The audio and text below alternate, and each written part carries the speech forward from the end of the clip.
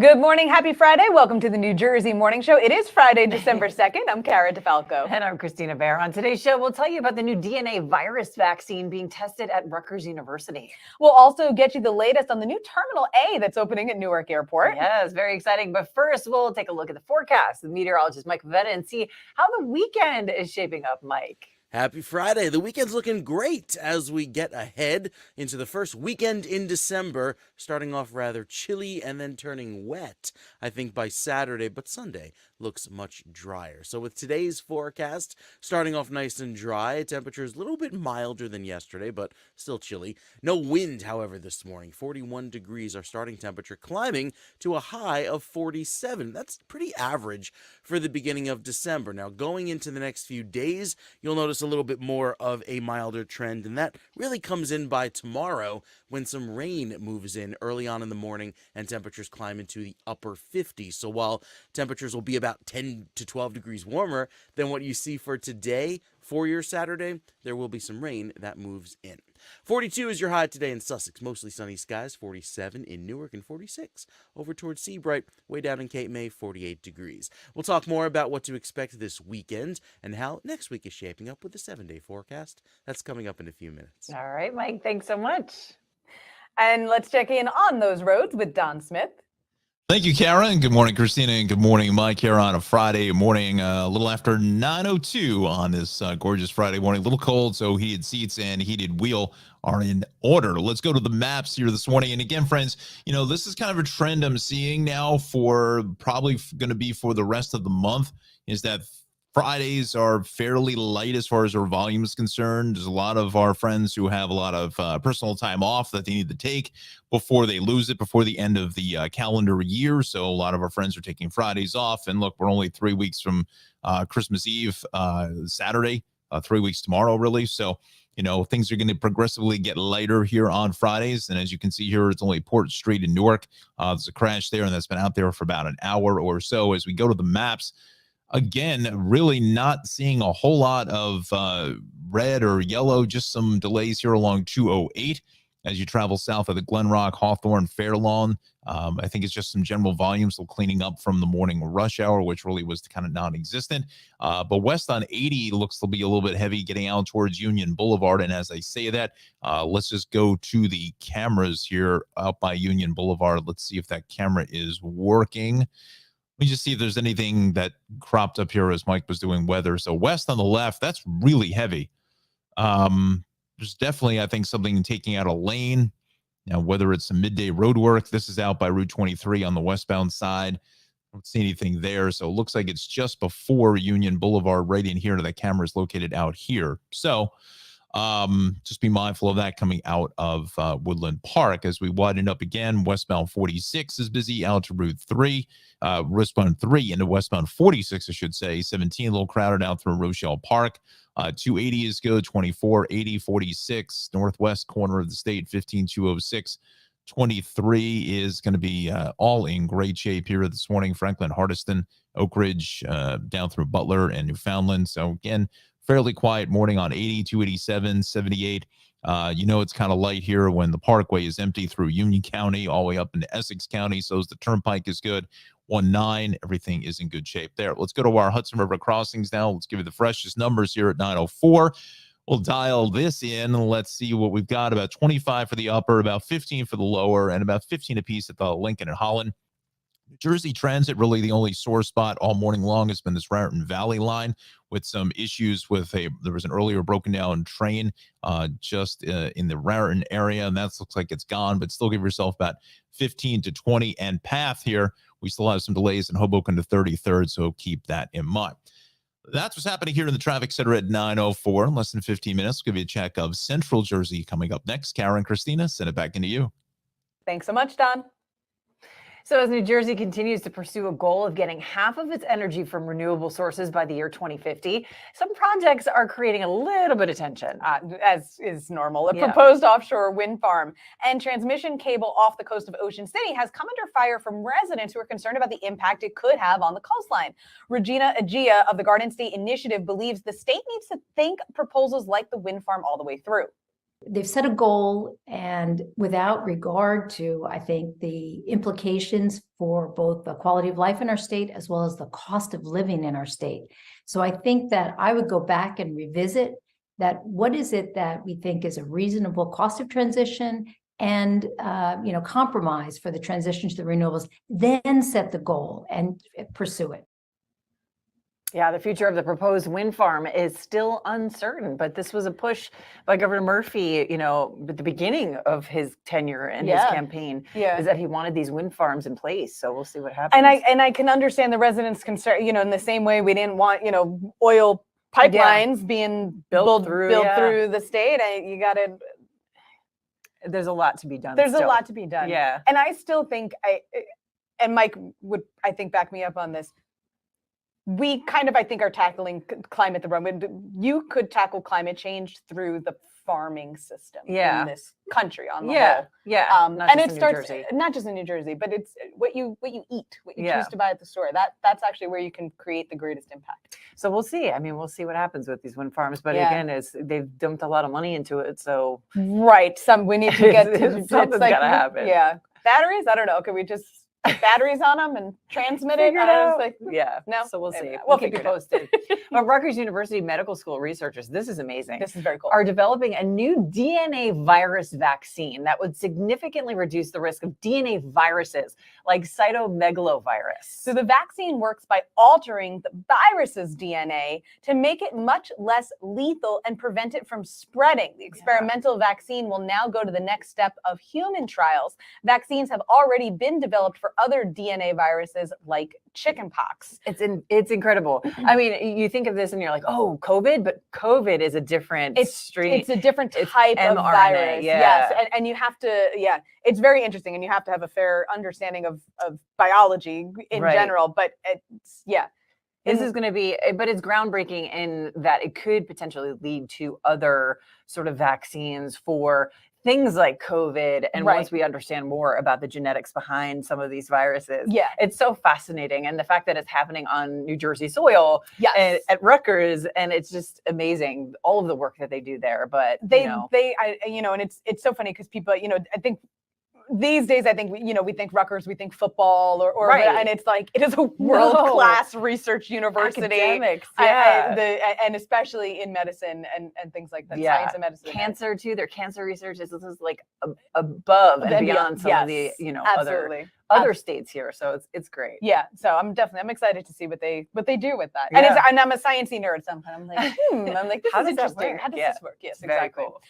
Well, for the first time in almost 40 years, a new terminal is coming to Newark Liberty International Airport as the new Terminal A opens to passengers next Thursday. Yeah, joining us now to give us some insight on the new terminal is James Heitman, the Director of Aviation Redevelopment for the Port Authority, and Jean-Pierre Tibet, the Managing Director at Munich Airport U.S. Holding. Thank you so much for being with us this morning.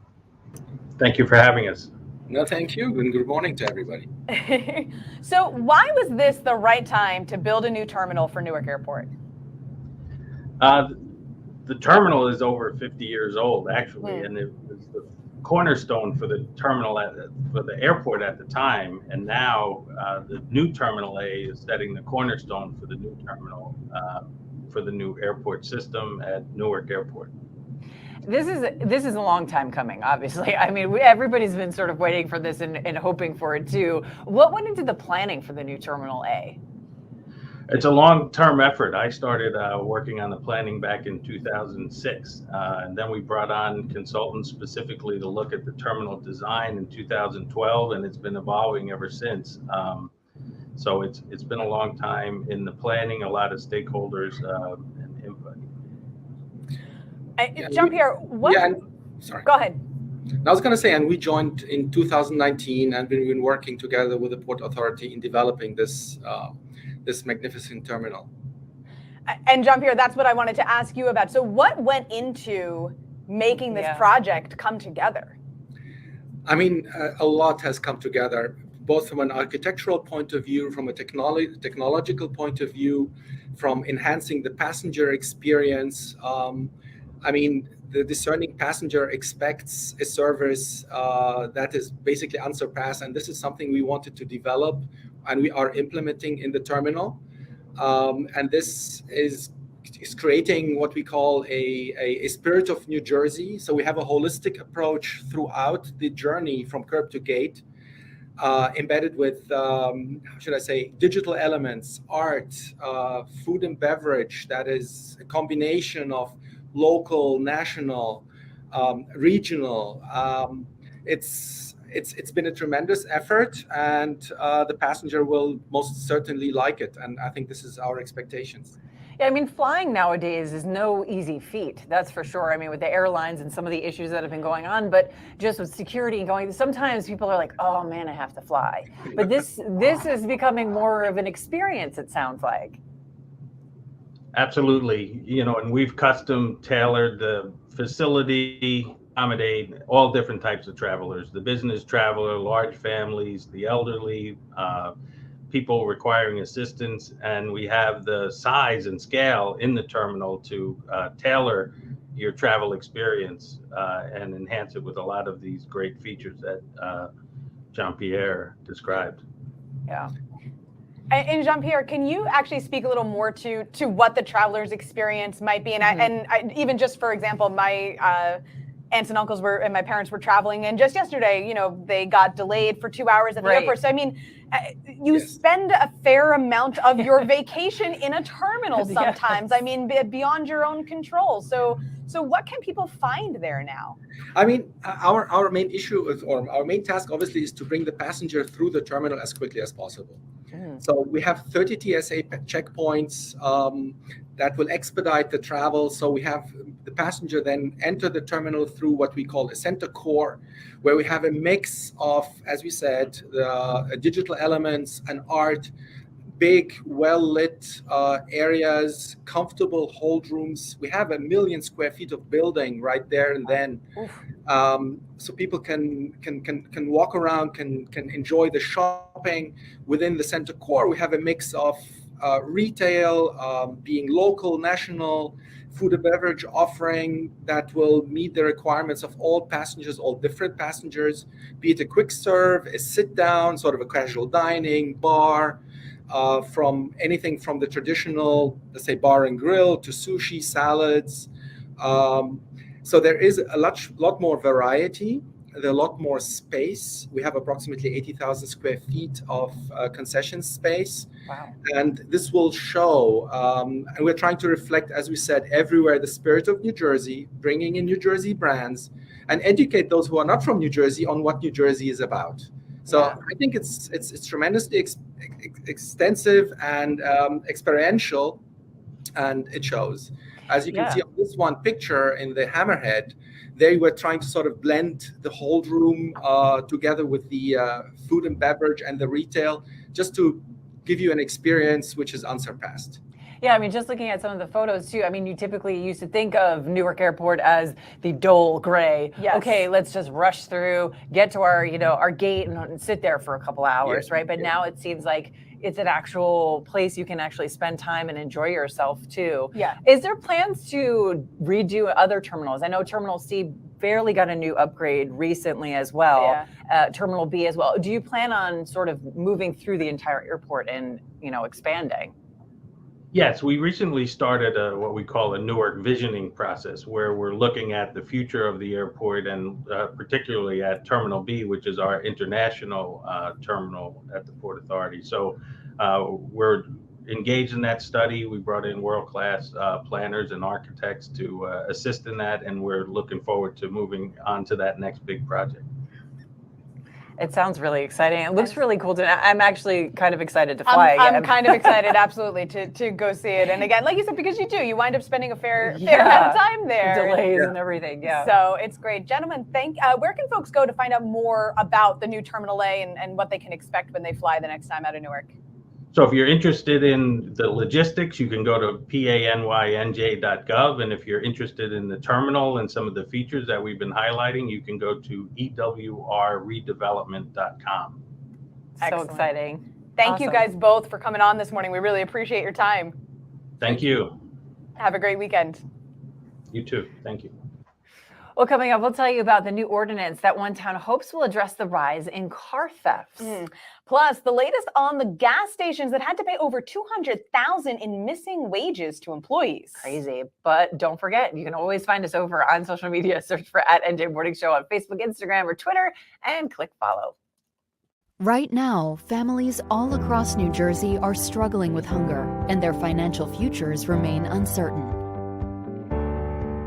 You can be the hope for our hungry neighbors in need in a time when that need is still so great. The Community Food Bank of New Jersey, the state's largest anti-hunger, anti-poverty organization, is filling the emptiness caused by hunger with food, help, and hope. Go to cfbnj.org now to join us. The New Jersey Hall of Fame is coming to you, celebrating our best and brightest, greeting guests along our Garden State Parkway through its 9 service areas, engaging travelers from our terminals to our transit centers, inspiring new generations as we move from town to town, and at New Jersey's hottest red carpet ceremony, inspiring New Jerseyans at our new home at American Dream. It's the New Jersey Hall of Fame, and it's where you want to be because everyone needs a hero.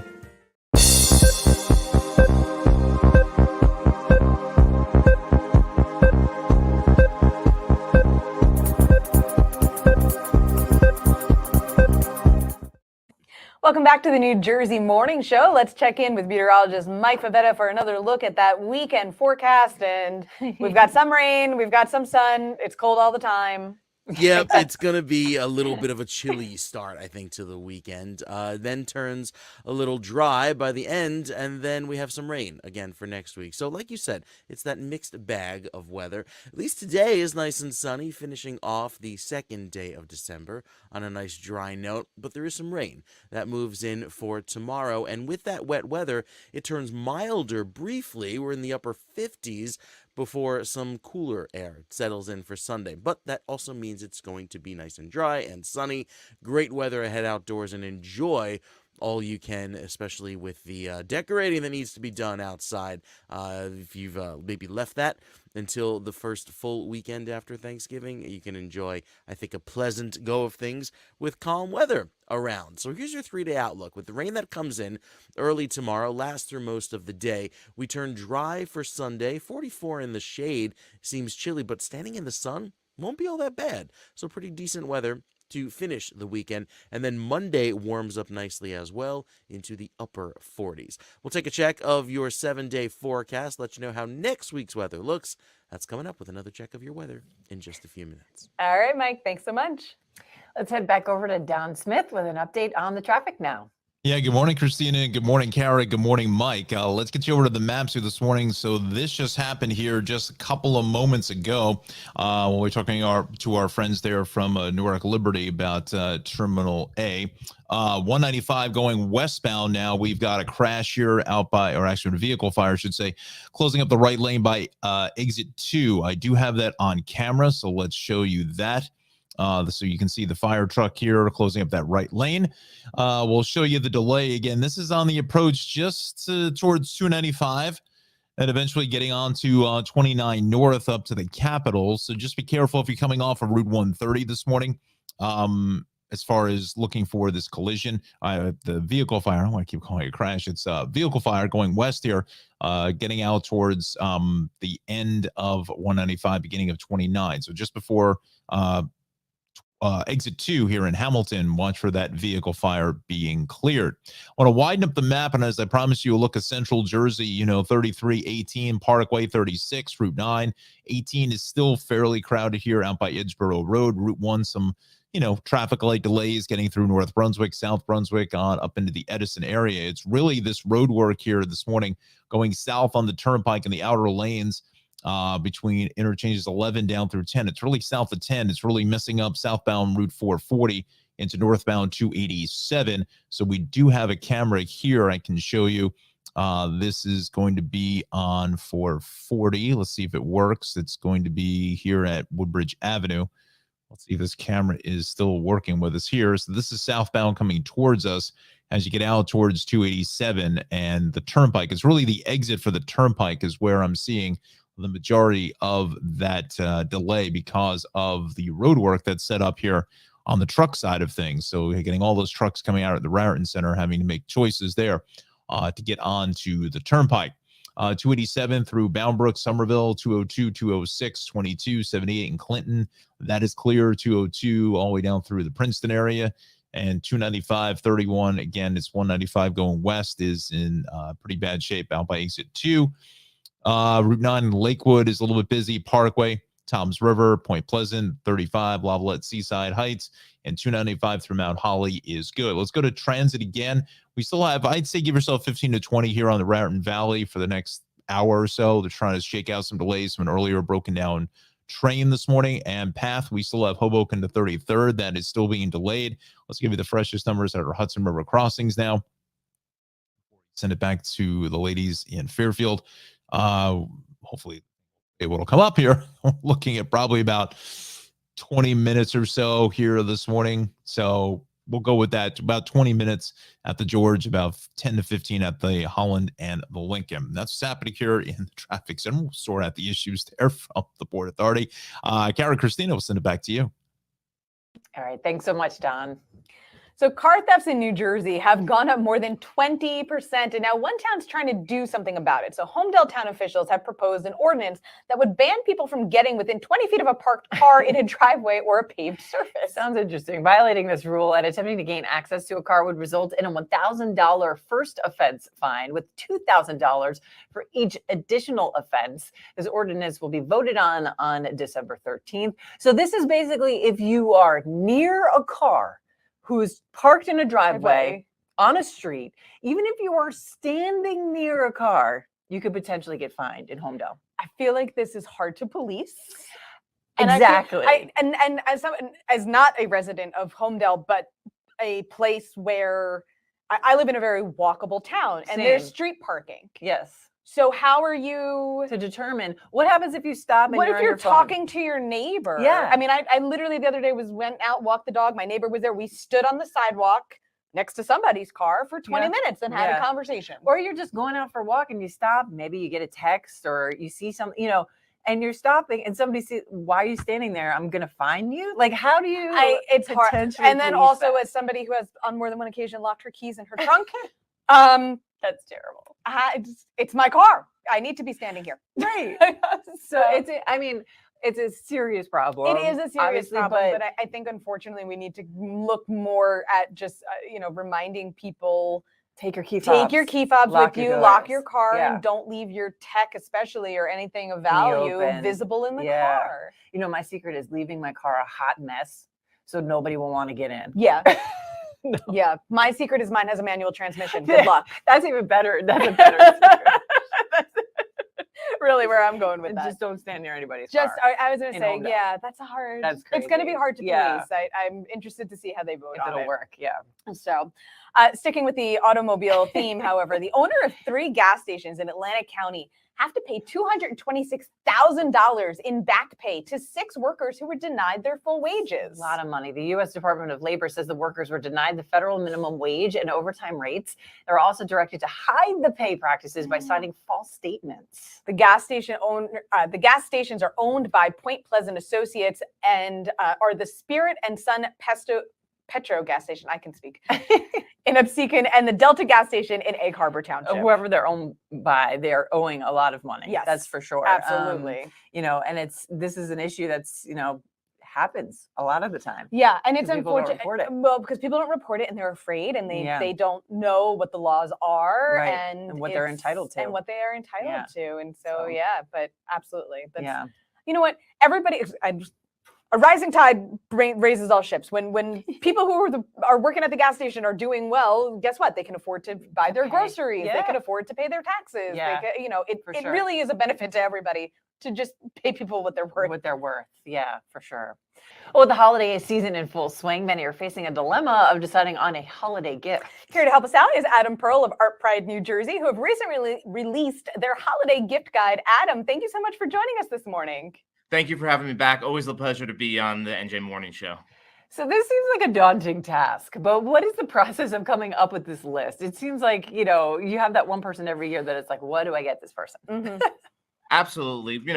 At Art Pride, one of the biggest things that we do is run a program called Discover Jersey Arts that really shares cultural opportunities with folks from across the Garden State. And, our marketing team was really thinking about how so often the holiday traditions start with the arts, right? How many of us start by watching Elf or It's a Wonderful Life or, going to see the Nutcracker Ballet every year. And so we thought, what a great opportunity for folks to buy cultural opportunities, to buy gift certificates, and to take loved ones. I know for me and my family, we like to give material items, but we also like to purchase experiences and really bank those memories. And so that was really the thought behind, the jerseyarts.com gift giving guide. However you're bringing in December, there's an opportunity for you.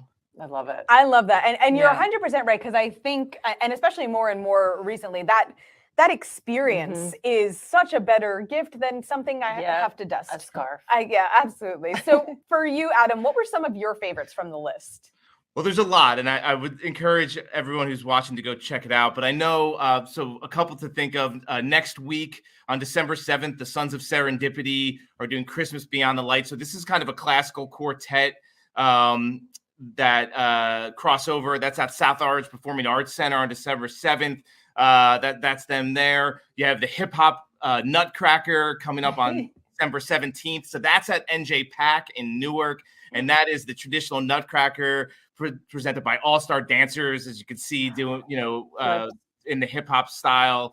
New Year's Eve, there's Carolyn Ray at the beautiful New Brunswick Performing Arts Center. We all know the comedian Carolyn Ray. So those are just a couple of them, but you definitely need to go check out the whole guide. There's some of the, repeats from the last year to this year. Are there any new additions this year as well? So in keeping with the idea of traditions, not new, but returning, which is really exciting. One that I know we just showed there was the Christmas Carol at McCarter Theater, which has always been a holiday classic and took a hiatus because of the pandemic. So I'm really excited for that classical retelling to come back. It really is sort of a staple of the New Jersey arts community this time of year. And that runs at McCarter Theater in Princeton right up until Christmas. Yeah, I mean, we were saying yesterday too, like you don't have to necessarily schlep into the city to see amazing performances. I mean, people get plucked right from New Jersey to absolutely. Go. So it's amazing. Absolutely. I know I'm just mentioning a few, but they're all over the state. There really are things happening at the local level, small things that are happening from, local, regional, volunteer theater groups to, some of our biggest entities, the Symphony Orchestra, the New Jersey Ballet, et cetera. Yeah. There's something for everybody. And whether you're doing it yourself or whether you're going to one of these locations,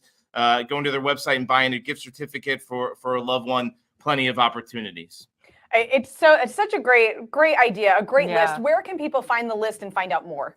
Absolutely. jerseyarts.com/holidays. We try to make it easy for everybody. That's the best place to go. I know they have artpridenj.org on the website there, but that'll get you over to Jersey Arts as well.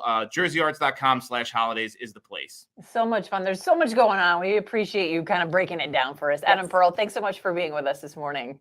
Always my pleasure.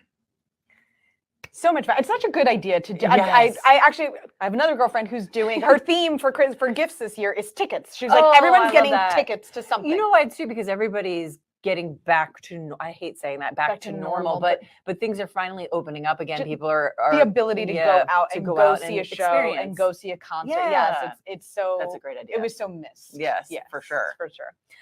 So I'm going to love this story. Sweet Amalia's in Newfield has been named one of America's best new restaurants of 2022 by Esquire magazine. Nice. The restaurant was the 38th on the list, which is comprised of the top 40 across the country. Sweet Amalia's specializes in fresh seafood, including oysters that are raised off the coast of the Cape May Peninsula through eco-friendly aquaculture. It's so up my alley. I love it. Need to go. Have you been? No, I haven't been. Now we have to go. We need a road trip. Yes. We need a road trip. Road trip. There you go. All right, guys. Coming up, we're going to give you the latest on Wildwood's upcoming Christmas parade. That's a big one. Plus, a look at which city in New Jersey was found to be the best for singles. And of course, you can always find us over on social media. Just search for @NJ Morning Show on Facebook, Instagram, or Twitter, and click follow.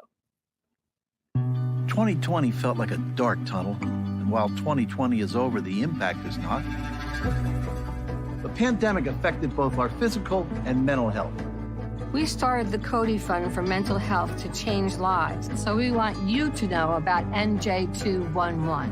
It's a referral service for anyone in crisis, even children. I'm living proof that there's light at the end of the tunnel. And it's not a train, it's help. It's NJ 211. Right now, New Jersey's youth are dealing with a lot. Growing up today, it's easy to feel overwhelmed, but you're not alone. If you're worried about someone, reach out and point them to help if they need it. The New Jersey Department of Children and Families offers support to children and youth in crisis. Help is available by phone or text whenever you need it. Be there for a friend, and know where to turn for help. Suicide should never be the answer. Growing up can be hard. Getting help shouldn't be.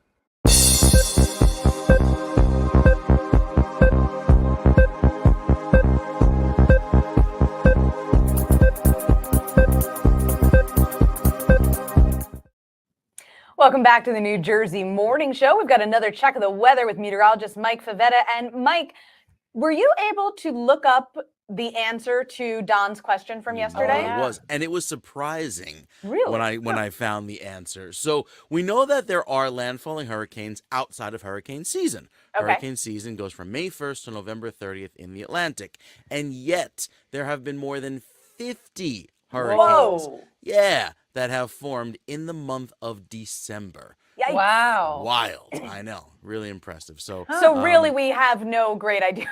No, that's That's the year. answer. They're like, it does whatever it wants and we're not in charge. It Got does it. whatever it wants. It all depends on global circulation, boring stuff, blah, blah, blah. We care about the snow and the cold that could be on the way to New Jersey. First the cold, then maybe some snow. Then maybe some down snow. the road. Okay. Like maybe after the 7-day. And you can kind of see it here. Now, yesterday when we showed you this map, there was an area across New Jersey that was kind of in between hot and cold. It was not cold, not hot. And however, I think this time next week, we will have below average temperatures as so much colder weather starts working its way into New Jersey about a week from now. And it will feel very cold, I think, by then, especially when we get to, say, the end of the 7-day period. So with that in mind, enjoy the 50s tomorrow, even though there will be some rain showers, intermittent at times. I don't think it's a complete washout, but when it's raining and windy, not going to feel the greatest up toward Morristown. 57 degrees for you tomorrow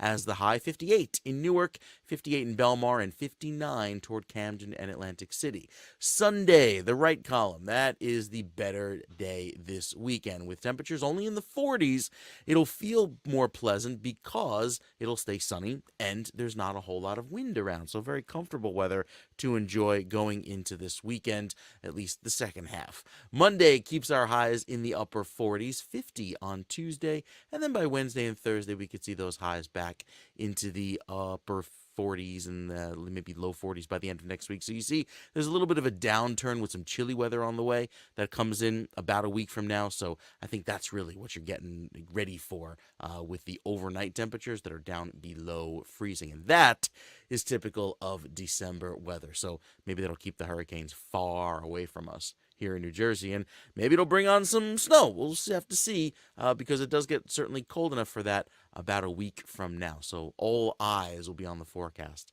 to see what comes up. Cara, Kristina? But I'm ready. I'm not ready. I'm ready. No. I got to dig up the skis. I'm good. I'm ready. I'm ready to Yeah, go. the fun stuff I'm ready. Not the shoveling and the driving. Oh, and- no. and Yeah, ice well, and snow. You just got to get a guy to plow the driveway. That's really That's what true. it's Get a so guy. worth Get a it. guy. Get a guy. So worth it. Mike, Thanks, you. Mike. Let's head back to the traffic center now with Don Smith.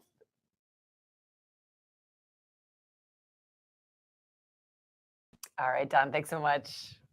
So the annual Christmas parade is coming to Wildwood tonight. The parade starts at 6:30 and will go along a course from 16th Avenue to Byrne Plaza. After the parade, there will also be awards given out at Byrne Plaza. Yeah, street vendors will also be on hand, and visitors can enjoy carnival rides and a tree lighting that night. The rides and the vendors will also be there on Saturday from 10 to 3. Parade registration begins at 5 p.m. Sounds like so much fun. Yeah, there's a lot going on. We got a lot going on. So there's been a new report from Wallet Hub that says Jersey City is one of the best cities in America for single people. Jersey City came in at number 63 on the list, which factors in things like the cost of a date, the percentage of single people in town being used to come up with the list. Yeah, Jersey City cracked the top 50 in dating opportunities, finishing 44th in the country in that category. 5, the top city in the nation. You'll have to head west. Seattle came in at number 1. I believe that. Do you? I do. I find that fascinating. I think it's always been first of all, it's very hip, very young. It's a great city, but I feel like it also has like that poor weather factor, and there's like a abnormal amount of homeless people in Seattle. True, that's true. Yeah, it's a little bit of it's a beautiful city. It's very cool. Definitely go visit. That's a weird thing for it to rank. It's interesting. Yeah, for sure. But again, you get a lot of the transplants from California. Yes. And they're young, and they're, Amazon, I think, is even headquartered in Seattle as well now, or they do have one of their headquarters there. So you have all of these new industries kind of moving in. Yeah. And young people. And the young people. Yeah, absolutely. So, but I definitely, it's a cool place. I mean, Jersey City, I think for years now has been, Jersey City and Hoboken have been young single people 100%. Go for their 20s Going and their into the 30s. city, And then, they meet one another and buy a house in the burbs a little further west. I mean, that's They do. literally where That's true. That's just how that works. True. Yep. Yep. So speaking of the holidays and enjoying time with family, Allstead Farms is a family farm in Chester that has grown fresh produce and welcomed visitors for over 40 years. And joining us now to tell us a little bit more about them is their brand manager, Kyle Holman. Thanks so much for being with us. Good morning. Thanks for having me. So, excuse me, I'm going to ask you to take this question. Yeah, could you give us a little bit of insight on the family's history with the farm? Sure. As you said before, we're celebrating our 40th anniversary this year. We are a family-owned local farm that's been in the family since 1982, and we've been growing produce, since 1982. That's amazing. That is amazing. That's been a long time. And you guys are just one of the many reasons why New Jersey is the Garden State. But I've been out there. You guys have such a beautiful space. What goes into a day in the life on the farm? There's a lot of aspects and a lot of segments, to the farm. So, really, obviously, the growing, of the fruits and vegetables is probably priority number one. We still have things in the ground. Things are still growing. It is getting colder out there, but, there's some vegetables such as cole crops, that are still able to handle this type of weather. Strawberries obviously aren't, or certain other fruits, but so we're still growing. We have a couple of our stores are still available and open. We'll be open, throughout the whole year. We stay open throughout the year, and we continue to sell our produce. Yeah, I mean, what goes into a day in the life of? I mean, take us through that process. Like, what happens every single day? Every single day. For myself, being on the marketing and the business side of things, just today, this morning had a conversation with our production crew to see what's going on. What are we growing? Any updates? As far as that, what I need to be doing as far as connecting dots from production to our stores. And then, seeing how, we're going to communicate and market, what we're doing and what we have available at this point. And Kyle, you had mentioned that you guys, the stores are open all year round. And what is, I was actually just thinking this to myself the other day, what are some of the produce items that do grow, late into the season and possibly even through the winter? Yeah. So, we have access to our tunnels, which help us out, to lengthen the season. But, cole crops such as, I say, like parsnips, kale, winter squash, lettuces, some of these items are certainly able to withstand, some of the colder weather. Brussels sprouts, which is a reason why, they're a very common and important or popular item to have around Thanksgiving. Yeah, no doubt. And I know the farm has, events basically all year round, but what holiday plans are there for the farm this season? So our events starting this weekend is our Brunch with Santa event. So, we have a nice brunch set up and meet and greet, with the big man himself, Santa. So that is going to be taking place every Saturday and Sunday, through just before Christmas. But after that, I mean, you're more than welcome to stop by our farm store, pick out a Christmas tree. Farm animals are still out. You could always meet in, some of our farm animals, but we sell Christmas trees, decorations, wreaths, all throughout this month as well. I was going to ask if you guys do trees. Now, are the trees grown on the farm or you bring them in from a neighbor? So they are pre-cut. That's actually one of a newer venture. A few years down the road, we will be doing, cut your own trees. Cut your own tree. Actively growing right now. So we're a few years away, but that is going to be the next venture on our farm. I love it. I can't wait. Yeah. I was just telling a friend the other day, I was like, it's so, because he was saying, I think it's, isn't a artificial tree more sustainable. I was like, no, I was like, that's the farmers in New Jersey grow the tree. They spend decades, making these trees so that you can go and cut them down. It's like, that's their livelihood. Yep, exactly. So Kyle, where can we learn more about everything that you guys offer at the farm? Would be our website is probably the best way to go. allsteadfarms.com. Amazing. Looking forward to the holiday season. Kyle Holman, thank you so much for coming on with us. I appreciate you having me on. Merry Christmas. Have a great New Year as well. Yeah, you as well. I love holidays on a farm. Yeah, I am magical. I'm such I don't know, like I grew up in North Jersey and but I'm such like a country kid at heart. I'm like, please put me on a farm. I'm a very happy girl. It really is. I mean, so my family, we've always done artificial just because we're lazy, basically. My mother did it the second I moved out of the house. It was me. She was like, "We got you a real tree. You're the only one." You're the only one. But no, there's something about going out and picking your own tree and cutting it down and the smell and the whole experience. I mean, it really is truly, it's magical. I have wonderful memories of as a kid going and cutting down the tree. And I'll tell you what, we used to, actually, I shouldn't say it wasn't just me. My dad was big on it too.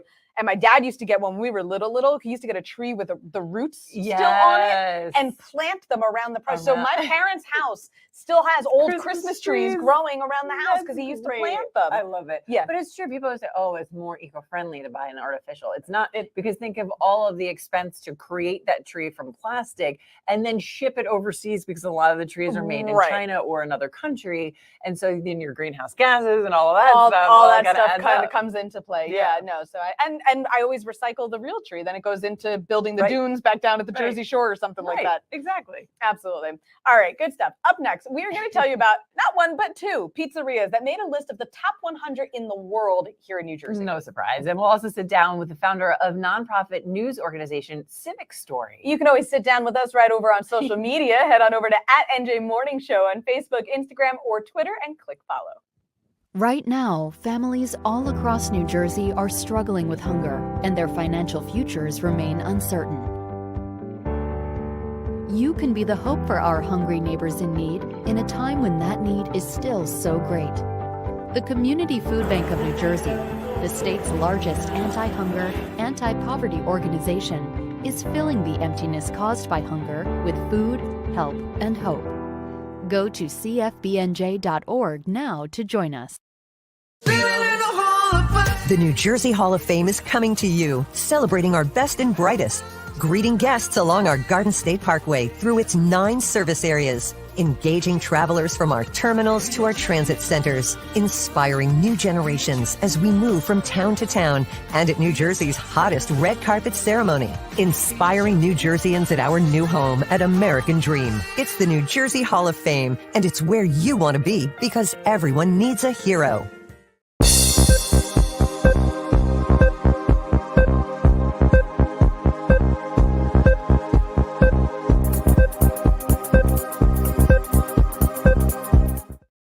Welcome back to the New Jersey Morning Show. We'll get one last look at the weather with Mike Favetta, and it's kind of this weekend. Men's events.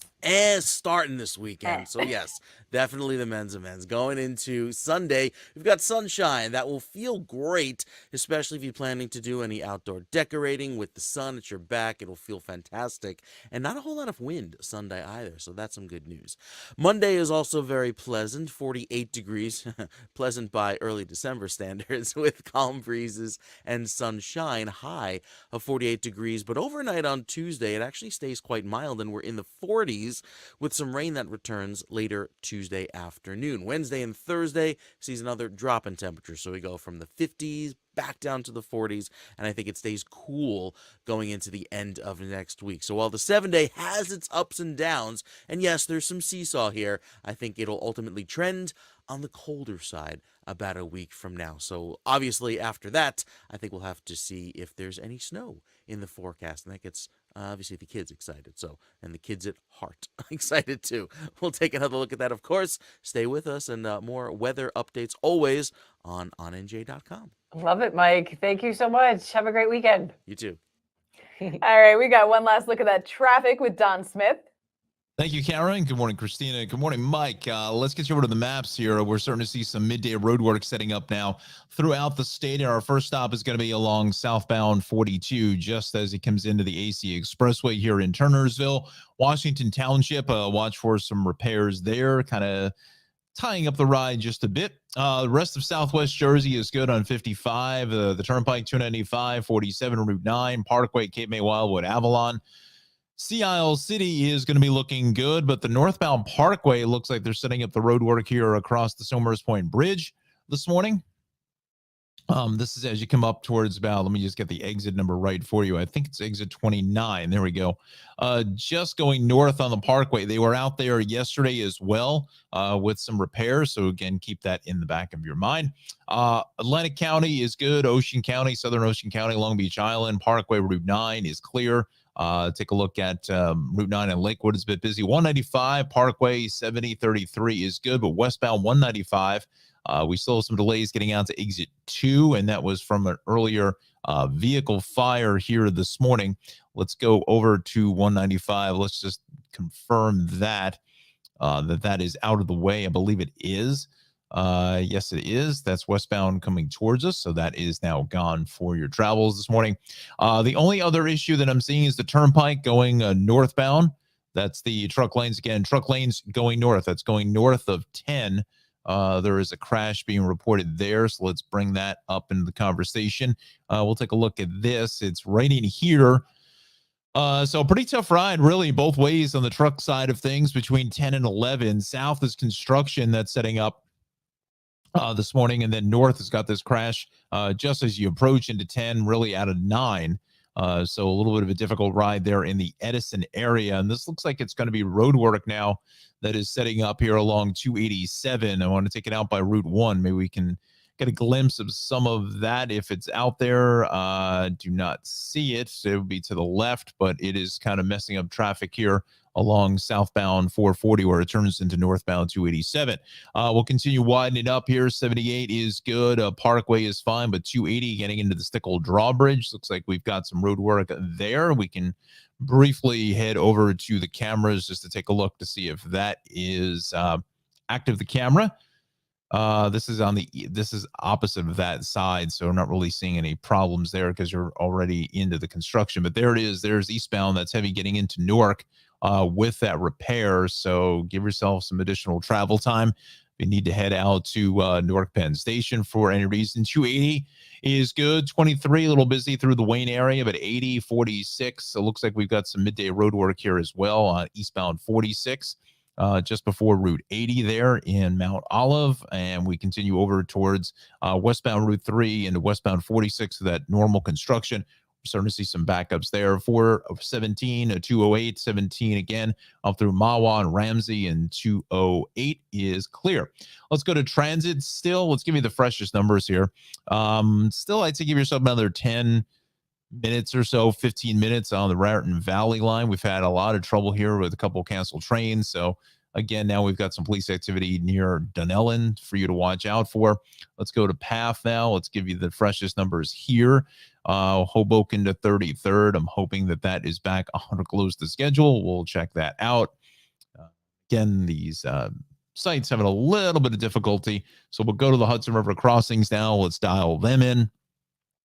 Under about 10 minutes apiece across the board. Let's go back to PATH and Hoboken 33rd. Hooray! Normal service is being put back into service there. So that's good news, Hoboken to 33rd. That's what's happening here in the traffic center at 9:49 for Friday. Have a fantastic Friday. Drive safely, everyone. Have a great weekend. We'll see you next Thursday on the New Jersey Morning Show. Cara, Kristina, send it back over to you. Thanks so much, Don. All right, let's talk pizza, because why not, All right? day, every Two day. New Jersey pizzerias have been recently ranked among the top 100 in the world. The ranking comes from 50 Top Pizza, which is a pizza evaluation site based in Naples, Italy. I mean, where else? Where pizza was invented, by the Right. way, so they know what they're talking Yes. about. Both of the pizzerias are in North Jersey. Jersey City's Razza Pizza Artigianale came in 27th on the list and is known for their Neapolitan-style pizza. Not far behind them at 31st is Songanapoli, which is located in Rutherford. That's a pretty new location. Yeah. We've had Dan Richter, the owner of Razza, on the show Razza's before. been on the list before. Razza's too. been on the list before, but and it just. Not only are these places, you know, based in New Jersey, but they're doing Neapolitan style pizza. So to get that ranking from Italy, I mean, you're doing something right, because truthfully, Yeah. they look at us and they're like, you No. guys Yeah, have no idea. No. Yeah. So kudos to them, because they're Yeah. doing, and the gentleman who owns Songanapoli is a friend of a friend, and is like off the boat Italian. Yeah. He's got another location in Brooklyn, I believe. I gotta go. I gotta try these places. Oh, call me. We'll go. Get me in. Get me in. I know somebody. I know somebody. I got a guy for that too. It's always helpful. Can you just look me one small slice? I don't even need a whole slice, just a little bit. I want to see Well, because it's not a slice, it's Neapolitan. So it says, but it's. We'll share one. Well, Civic Story is a nonprofit educational news service focusing on the Garden State, and it's based right in Summit. Here now to tell us more is Civic Story's founder, Susan Haig. Thank you so much for being with us. Thank you. Great to be here. So, Susan, we're happy to have you on. What is the backstory of Civic Story? How did this whole thing get started?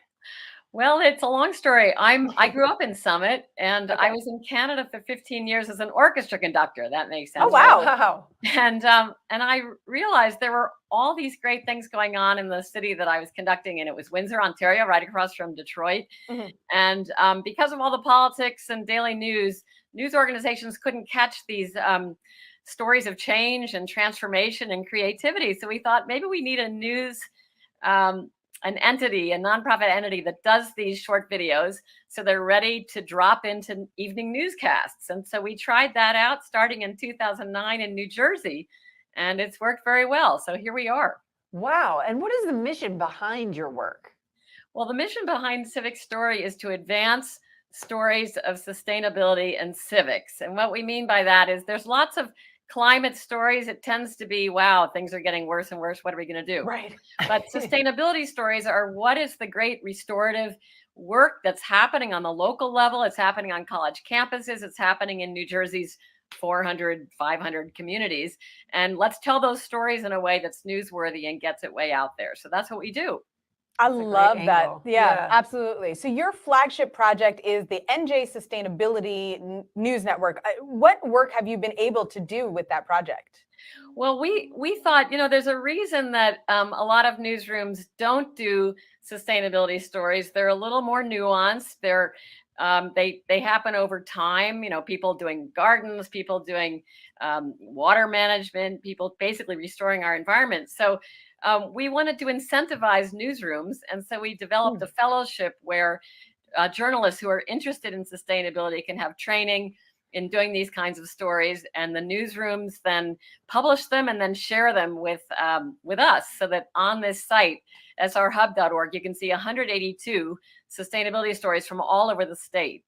That's fantastic. Are there any, recent projects that you felt were particularly impactful? Well, we loved hearing from students on campus. What are the trends on campus? So obviously thrifting is a huge trend, saving on, no fast fashion, kind of just reusing. The healthy food movement in New Jersey is amazing because of all the gardens we have and all the farmers we have in New Jersey. But also there's flood management. There's mini forests. That's a big thing, I think, that's most exciting to me. The idea of planting very, very dense forests. Really, all you need is 6 parking spaces. There's a great new book. I just carry this around and kind of shove it at people. It's called The Mini Forest Revolution, but I highly recommend it. It is happening all over the world. We're a little behind here in the US. Maybe we have a little too much space, but it's it's a really amazing restorative movement. And I would love to see mini forest in every New Jersey community. And it can happen quickly. That's a cool idea. It doesn't take 100 years. I'll tell you, no, it's funny. So Susan and I met at the Groundwork Elizabeth event that I did, and Groundwork is one of the places where they did create one of these micro forests on their micro farm. Yeah, it's growing fast. It's amazing to hear how it works. So within 3 years, that forest will be self-sustaining, doesn't need any more watering or weeding, and this can happen everywhere. It's complicated. You have to learn how to do it, but every community should be thinking, okay, where should we have our mini forest, our micro forest? Really yeah, cool. It's very, very cool. So Susan, where can people learn more about Civic Story and the work that you guys do, and just read the news? Sure, you can jump on civicstory.org. So that's our site. And by the way, we're in a matching grant thing. So if you give a donation, we're nonprofit.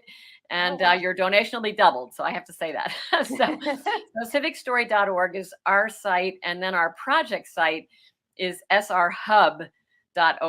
And that's where you can see stories from all these different newsrooms around New Jersey. And you can click on a story map and see them by county. You can check them out by topic. It's really pretty humbling and amazing how much restorative work is going on locally. And we really need to get the word out. So I so appreciate you guys being interested in it. And I can see why. Yeah, thank you so much for sharing your story. I mean, this is incredible. And, we're always talking about sustainability and environmental impact here on the show. So we appreciate you coming on and shedding some light. Glad to do it. Thank you. Thank you again, Susan. Appreciate your time today. Have a great weekend. You too. Well, guys, that about wraps things up here for us on New Jersey Morning Show this week. We hope you have a wonderful weekend. Thank you so much for watching. I'm Cara Falco. And I'm Kristina Behr. We'll see you right back here next Thursday live at 9 a.m.